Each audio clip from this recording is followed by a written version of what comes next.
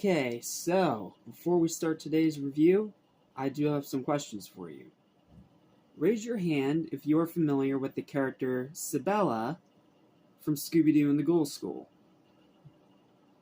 Okay, put your hands down. Raise your hand if you are familiar with the character of Mavis from Hotel Transylvania. Okay, hands down.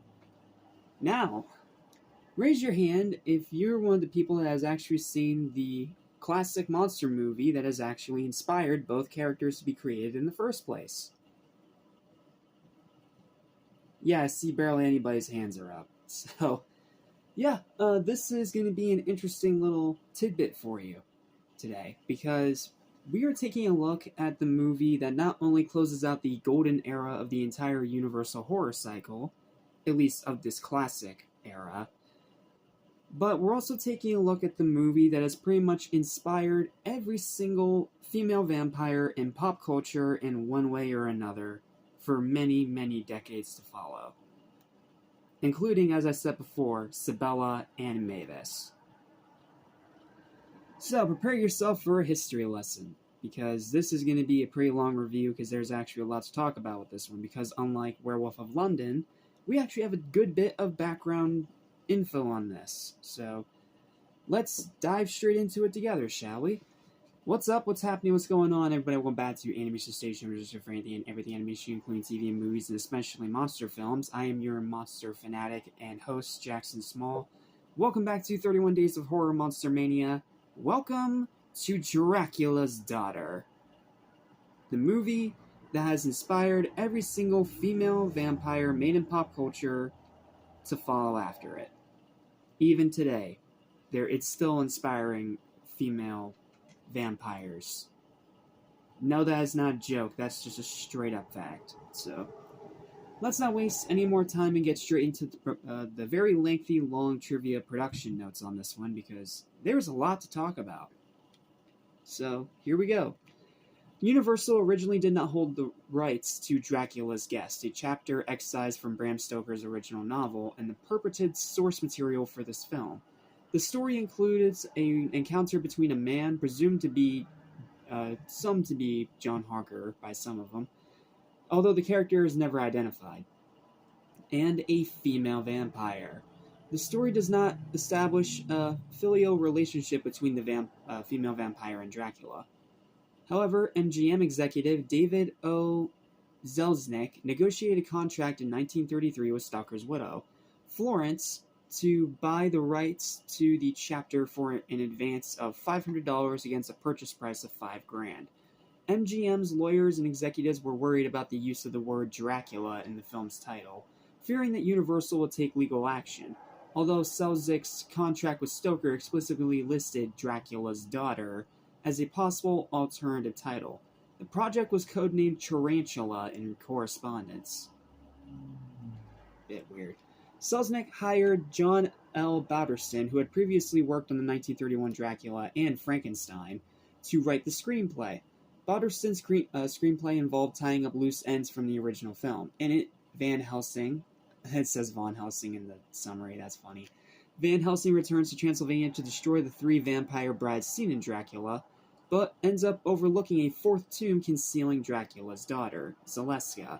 She follows him back to London and operates under the name Countess Zakelski. Apparently, there was a very different name for this character.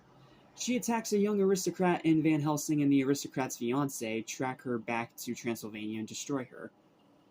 The script included scenes that implied that Dracula's daughter enjoyed torturing her male victims while under her control. The men liked it too. Kinky. Also included were shots of the Countess' chambers being stocked with whips and straps, which she would never use on screen, but whose uses the audience could imagine. Regardless of any objections that the Production Code Administration, or PCA, would have raised to many aspects of this scenario, Balderston's script could never have been filmed because of Selznick's contract with Stoker, expressively barring him from using any of the Bram Stoker characters that did not appear in Dracula's Guest.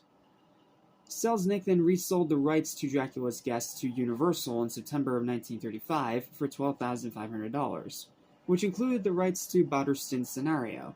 Horror film scholar David J. Skull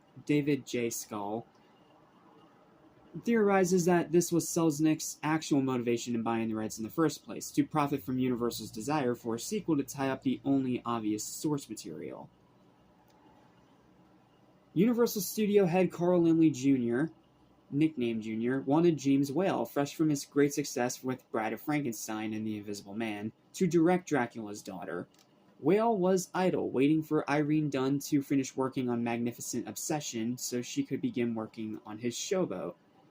Wary of directing 2 horror films in a row, Whale instead convinced Laemmle to buy the rights to a mystery novel called The Hangover Murders.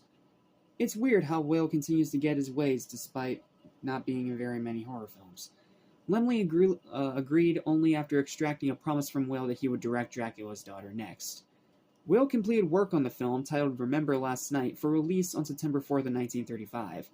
And then Magnificent Obsession completed filming on October 29th of the same year.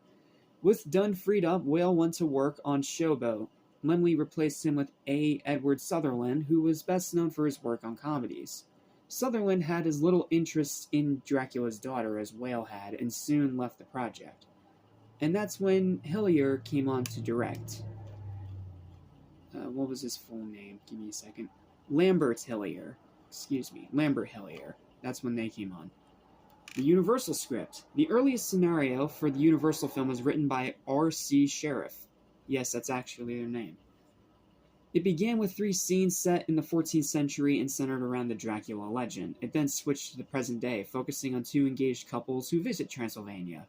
Something that would kind of sort of later end up being used in one of the Hammer Dracula films.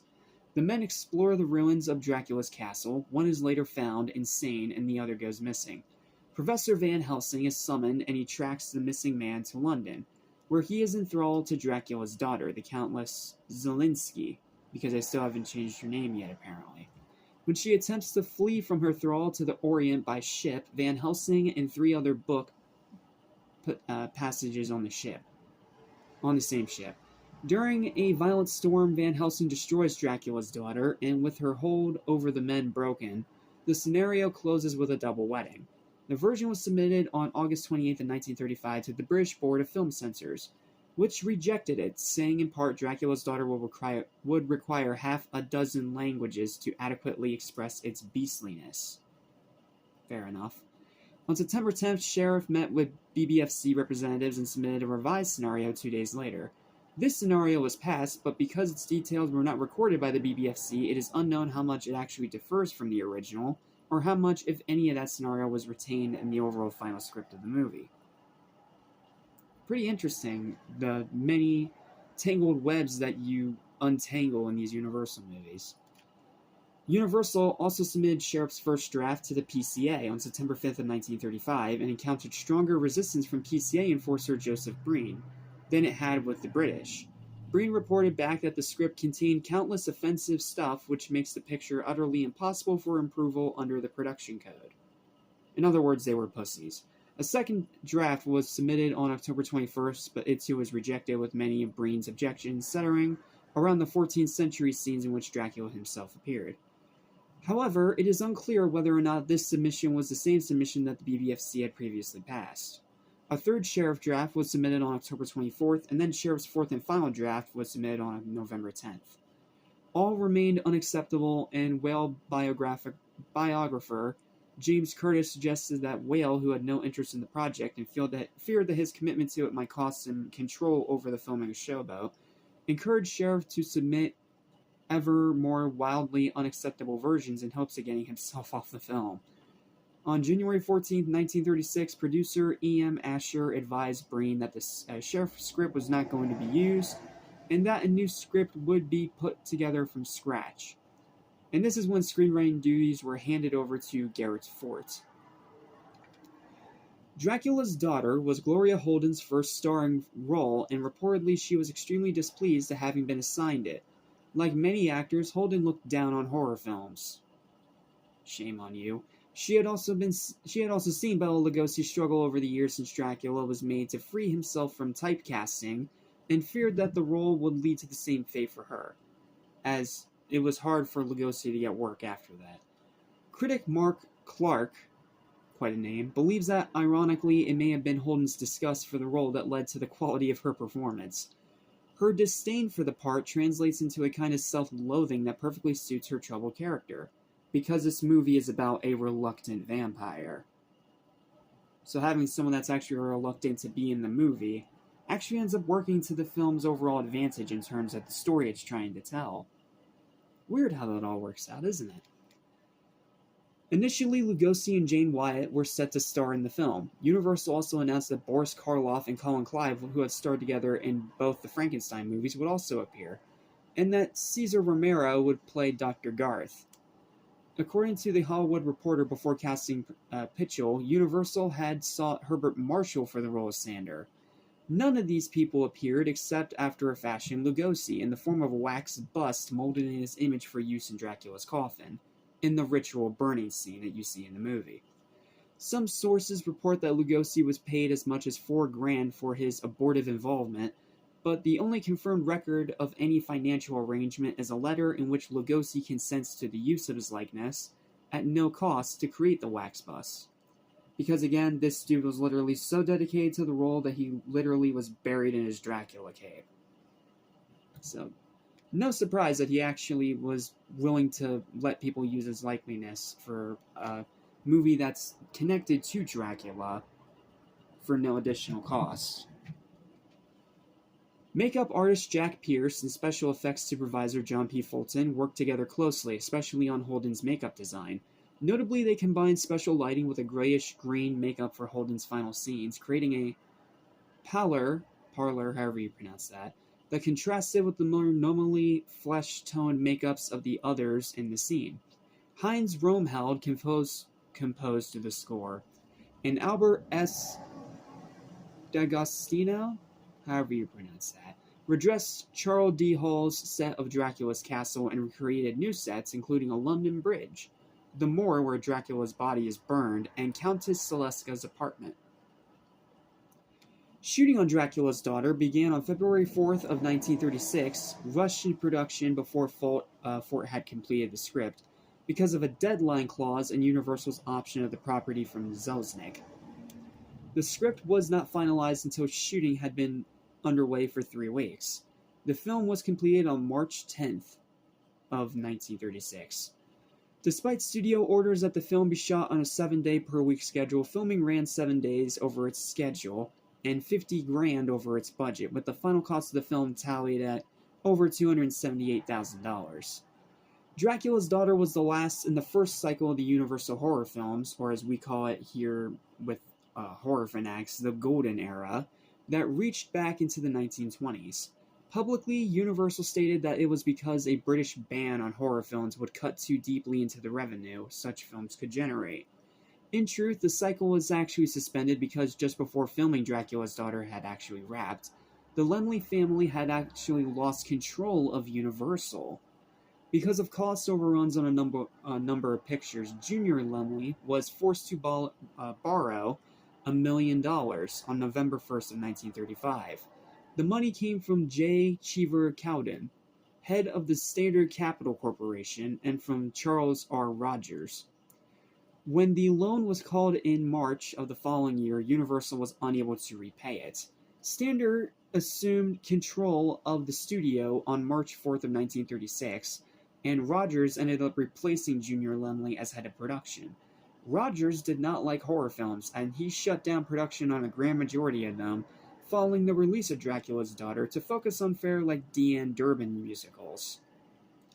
In other words, this guy was a biased, uncultured piece of shit.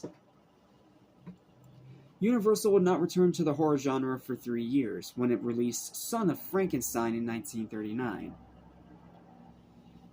The New York Times gave Dracula's Daughter a solid, albeit somewhat tongue-in-cheek review upon its release, citing the film's blood-curdling events and noting that Gloria Holden is a remarkably convincing Batwoman, and concluding that the film is both quite terrifying and a cute little horror picture.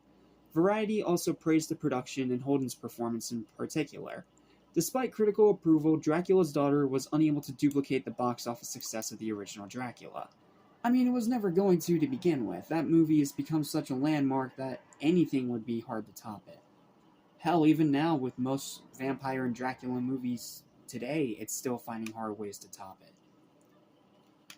Ryan Cracknell of Apollo Movie Guide, while echoing the praise from Holden's performance, nonetheless found that the film doesn't hold up so well today, citing what he sees as slow pacing and long bouts of over-the-top dialogue. I mean, dude, it's from the 1930s. What do you expect? Cracknell compares the film to reading a textbook. Not the most exciting thing in the world, but it does provide insight into and perspectives on the foundation of early horror movies, and how many similarities carry over into movies half a century or more later. Michael W. Phillips Jr. concurs, calling the film a marked improvement on the original film, but still a bit of a snooze, relying too much on forced comedy and not enough on suspense or fright. Which, I mean, I call bullshit. The movie still has a grand majority of fright and incredible atmosphere, but whatever. Relying too much on... Sorry, I already overread that. Phillips again praises Holden's performance and also Pitchell's portrayal of Sandor, but finds the rest of the cast weak. Which, I mean, not entirely wrong, but to call Edward Van Sloan's return as Van Helsing weak, I'm sorry, that's just flat out wrong. That is straight up wrong. That is misinformation. So, yeah, that's pretty much the movie. It had a pretty troubled, very lengthy production, and it ended up leading to a huge change in Universal itself. Which is why this is the last movie of the classic horror cycle. So, yeah, that's pretty much all there is to this one in terms of actual background and production, but yeah, that was pretty lengthy, especially in comparison to Werewolf of London. Okay. Now, with all that said and done and out of the way, let's go ahead and get straight into my overall final review for this movie. And I'm just going to say right now, it is way more positive than the pundits we just read about. Another ancient relic from the Universal Monsters pantheon, but unlike Werewolf of London, this one is actually still quite fondly remembered by horror fans. Heck, it's literally what inspired the creation of Isabella from Scooby-Doo and Mavis from Hotel Transylvania, two of the most popular female vampires in all of pop culture, even today. And honestly, it is not hard to see why, because this is actually a really good successor to the original Dracula, and closes out the golden age of the horror cycle simultaneously really well. Gloria Holden is spectacular as the reluctant yet enchanting Countess Zaleska, or Zaleski, or whatever the heck the name was during production. But seriously, she's amazing in this movie, and the fact that she was actually so reluctant on the role actually ended up working well to her performance as the reluctant vampire. It makes it a lot more believable. The story is a very refreshing change from Dracula and one of Universal's most compellingly original tales from this horror cycle. Like, seriously, this movie has one of the most compellingly original and fascinating stories out of any Universal monster movie. It does a great job following up Dracula while still being its own unique entity. Like, yeah, it does a great job tying up the loose ends of Dracula, but at the same time, it's still its own unique thing, which is what I really like about it. That it's able to both work as a sequel, but also work as its own separate thing. Edward Van Sloan returns as Van Helsing and is even better than he was in Dracula. He has an even greater performance than he did in that movie, and in that movie he was already fantastic. The atmosphere is still creepy and ominous. Like, the people that were saying that this movie wasn't actually, like, scary or didn't have any actual horror to it, I'm sorry, go rewrite your review, because there is still a ton of creepy, ominous, foreboding atmosphere throughout this movie. Heck, when Countess Zaleska eventually ends up giving in to her own temptations, she becomes almost as scary as Lugosi. No, that is not a joke. The dark humor is really funny, specifically every word out of Sandon's mouth. The lesbian undertones, yes, we have to talk about it because every single review that on this movie talks about it, pushed the boundaries back then and only made this film even more unique from its coven. Yes, it's not outright said, but this is another one of those movies, kind of like When Marnie Was There, that has that undertone of lesbianism. And that is not a bad thing. I actually think that makes this movie even more interesting. So that's really interesting, especially to see it in a movie from way back when. The rest of the acting is still quite good, especially Irving Pitchell as Sandor, who is just non-stop hilarious in his deadpan delivery. The runtime is still brisk like all these monster films. The ending is amazing as it concludes back where it all began, all the way back in Transylvania. And rewatchability is pretty high. Like, this is a really good movie, guys. That being said, though, it's not quite as great as Dracula, and it does have some legitimate problems. The rest of the humor that's not the dark humor mostly falls flat and is overall really stupid. The pacing is all over the place. Zaleska, while a very fascinating character, especially for the time period, doesn't quite match that same memorability of Lugosi's Dracula, and some of the side characters are a bit monotonous and by the numbers. Specifically, the psychiatrist guy. What the heck was his name? I'm already forgetting his name. Where was he? Dr. Garth. Dr. Garth is a very boring character. I'm sorry, no offense to the actor, but Garth, very boring character.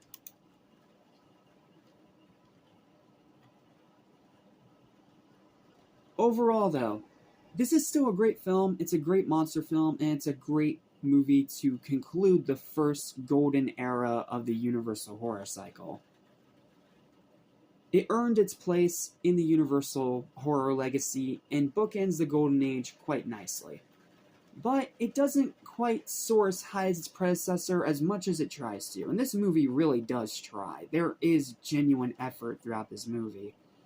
It's just that what's following up to is one of the most legendary, incredible horror movies ever made. So, because of that, it kind of had big shoes to fill that it couldn't quite do.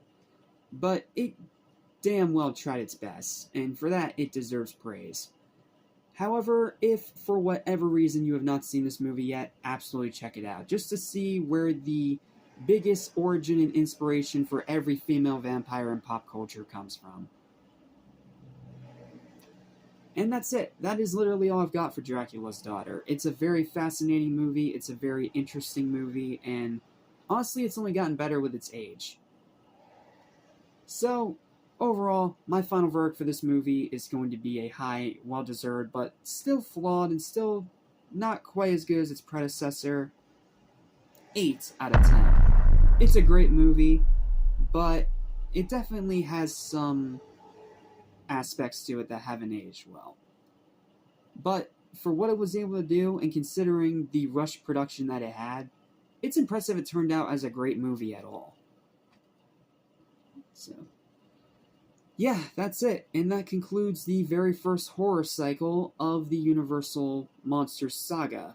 I mean, we're far from done. It's only the 7th day. We still have a ton more horror movies to talk about, but it's the end of the golden era. It's the end of the biggest releases of this horror cycle.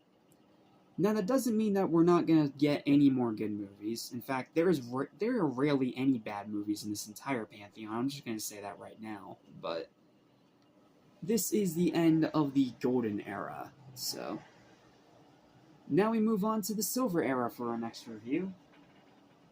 So, thank you guys all so much for watching.